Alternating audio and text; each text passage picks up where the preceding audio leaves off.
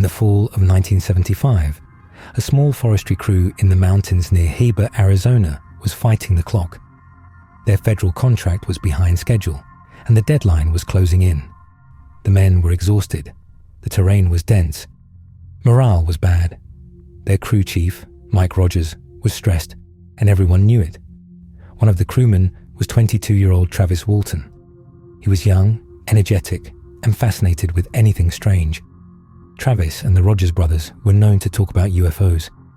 They even watched a made-for-TV alien abduction movie called the UFO Incident just 2 weeks before this story began. People close to them later said that ever since that night, Travis talked about what he would do if he ever saw something from the sky. On November 5th, the crew finished a long day in the woods around sunset. They loaded into their truck and began the rough drive down a forest road. The sun dropped behind the tree line. The road darkened fast. Then a bright light broke across the truck's windshield. It hovered above the trees to their right. Mike slowed the truck. Every man went silent. Something bright hung above the clearing. The crew later said it glowed with an unnatural steadiness. They stared through the windshield, confused, unsure if it was a spotlight, a fire tower, or something else. No one spoke until Travis suddenly opened the door and stepped out. The men shouted for him to get back in. He didn't listen. Travis walked straight toward the light. According to the crew, a beam shot down and hit him. His body jerked backward and hit the ground. The men panicked. Mike slammed the gas pedal and tore down the road. For 15 minutes, nobody said a word. The shock was too heavy. Then guilt hit them all at once. Mike turned the truck around and sped back to the clearing. When they reached the spot, Travis was gone. The light was gone. The clearing was empty and silent. The men searched the area with their headlights, then drove to town and called the police. Officers met them that night and followed Mike back to the site. They searched the woods until after midnight, but there was no sign of Travis. Around 1:30 a.m., officers drove to Travis's mother's house to inform her. They expected panic. Instead, she responded quietly and said, "That's the way these things happen." Her calm reaction bothered officers. Travis's family had long studied UFO stories, and his mother believed he would return on his own.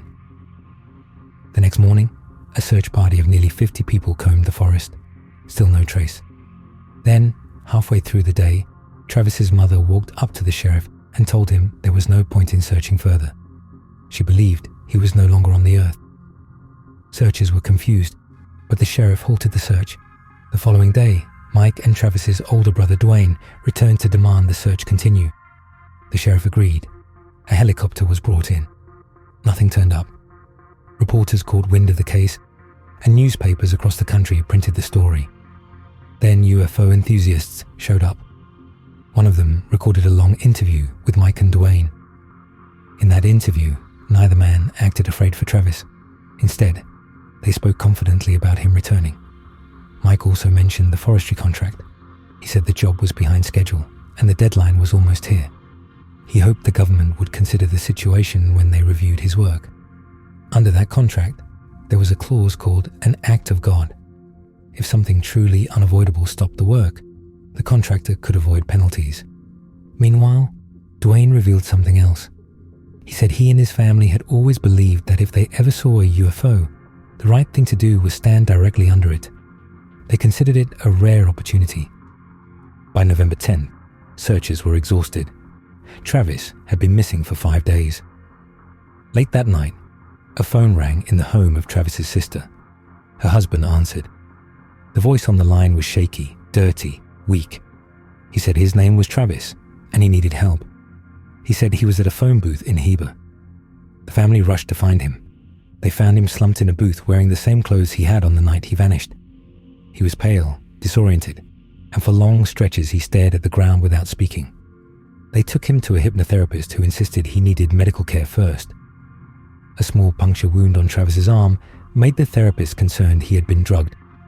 Eventually, 2 doctors arrived, but Dwayne refused to let them use cameras or ask detailed questions. When the press arrived the next day, Travis had a fantastic story. He claimed he woke up inside a bright room surrounded by small beings. He said he panicked and fought them. Then larger human-like figures appeared. He insisted they took him to a different room and placed a mask over his face. His next memory was waking up cold and alone on the pavement near Heber. Travis sold his story to a tabloid and later wrote a book that became the basis of the movie Fire in the Sky. The public was split. Some believed him. Others doubted every detail. But over the years, researchers began looking deeper. And here is the part that turns the whole thing upside down. Years after the incident, one of the key witnesses changed his story. Mike Rogers admitted in posts and interviews that he no longer stood by the claim he made in 1975. Researchers also discovered a fire lookout tower near the site that had a strong spotlight capable of creating the same effect the men described. They also noted the forestry crew was facing a serious penalty for missing their deadline. A dramatic, uncontrollable event could trigger the act of God clause and save them from financial trouble. Travis Walton never admitted to any deception. He still stands by his story. But between the family's unusual reactions, the perfect timing with their contract issues, the crew's fascination with UFOs, the film they watched 2 weeks earlier, and the later statements from Mike Rogers, many investigators believe the incident was staged. That leaves the rest of us with one question. In those dark woods near Heber, did something truly visit the crew? Or did they create a story bright enough to outshine their problems?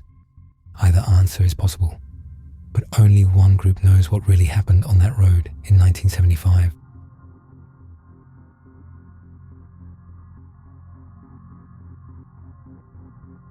It began on an uneventful night over Louisville, Kentucky, when police pilots Kenny Graham and Kenny Downs lifted off for a routine patrol. The air was calm. The city below looked quiet. Nothing about the shift suggested anything unusual. About an hour in, dispatch alerted them to a robbery in progress, so Graham turned the helicopter toward the address.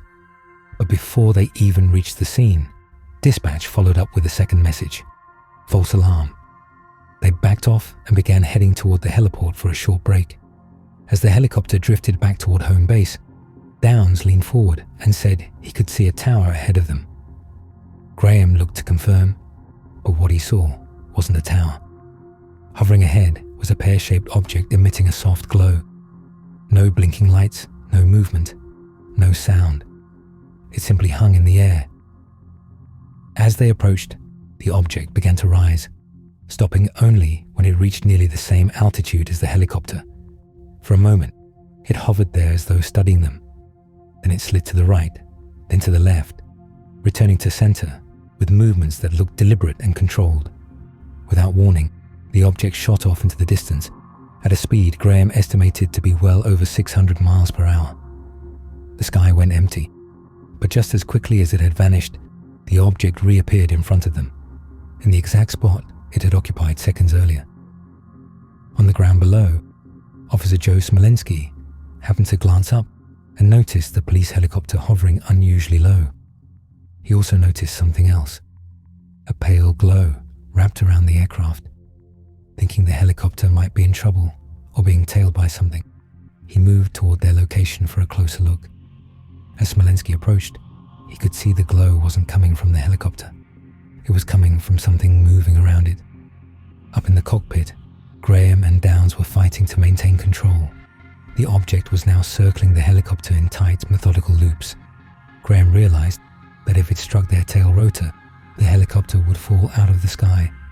He tried to pull away, but each time he changed direction, the object matched his movement effortlessly. Smolensky followed from the ground, trying to keep them in view as they pushed farther and farther out, but the helicopter eventually moved beyond the point where he could keep up. Suddenly, the object repositioned behind the helicopter and began firing. Bright streaks of orange light shot past the cockpit, each one spaced evenly from the last. Graham later described them as fireballs. He threw the helicopter into a series of sharp, evasive maneuvers as more bursts screamed past the aircraft. Downs braced himself as the helicopter rolled and banged violently. Graham used every bit of training and instinct he had to keep them alive. After one particularly steep turn, the helicopter swung around for a final check of their surroundings. The sky had gone still. The object was gone. Shaken and exhausted, the two men returned to the heliport. They tried to rationalize what they'd seen. Graham suggested a drone. Downs suggested an aircraft, but nothing they said made sense when matched against the speed, movement, light, or the projectiles fired at them. Eventually, both men were forced to write the only conclusion they could justify on their official report. They believed they had engaged with a UFO.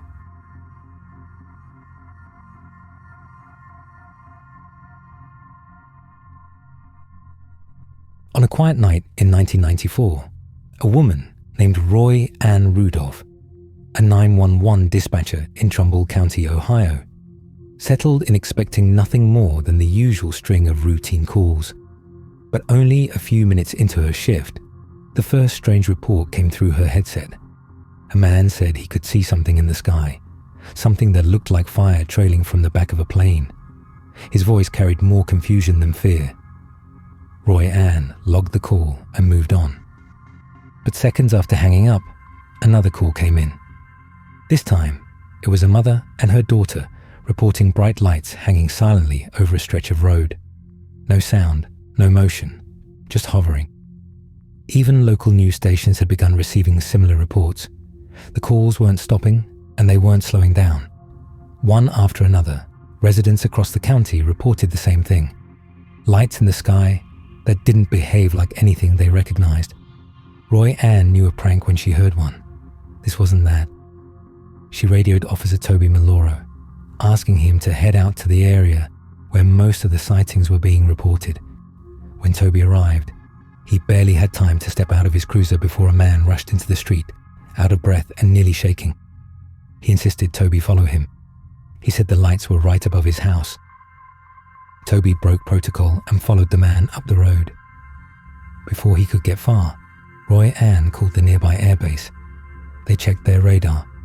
There was nothing within 60 miles. Toby continued forward and eventually spotted a cluster of lights in the distance. At first, they looked ordinary, but the moment he got within a quarter mile, everything in his squad car died at once. The dashboard went dark. The radar unit faded out. The radio cut completely. Toby stepped out into the cold air, realizing he was alone. Roy Ann kept trying to reach him, unaware that he couldn't hear a word. When he didn't respond, she dispatched several more units to check on him. But Toby wasn't in danger. He was standing face to face with something that made no sense at all. Directly ahead, an enormous structure hovered just above the trees. The light coming from it was so bright it washed out everything behind it, but Toby could see faint lines of a shape, solid, structured, and far larger than any aircraft he had ever seen. Based on the distance, he estimated it was roughly the size of a football field, and the most unsettling detail was the silence. The thing didn't produce a single sound. As Toby stared at it, the object began drifting away, slow at first, then steady, passing over the tree line without disturbing a single branch. At that exact moment, his squad car roared back to life. Lights, engine, radio, everything. Roy Ann's voice finally broke through the static, asking him where he had gone. Toby answered, but it took him a moment to even form words.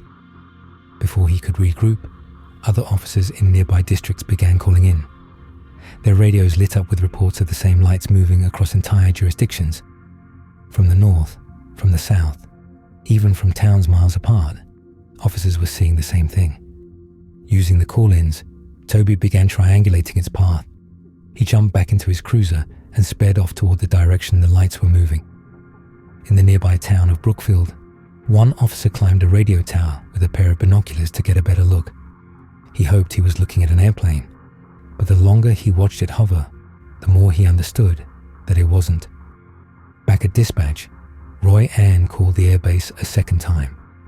She asked again if they had anything in the area. Again, the response was the same.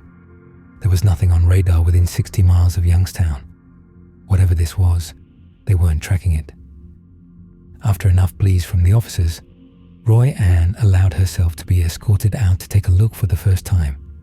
When she stepped out of the cruiser and looked up, she froze.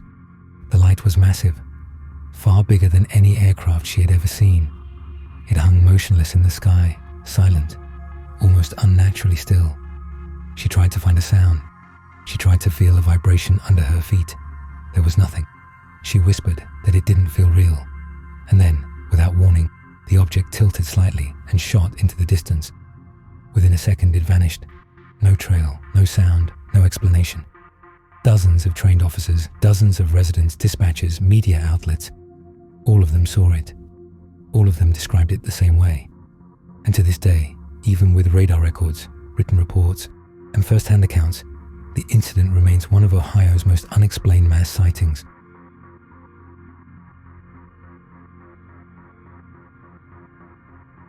Alright guys, that will be it for today. If you enjoyed the video, make sure to hit the like button and subscribe so you don't miss next week's upload. I drop new stories every week, so there's always something coming. I'll see you in the next one.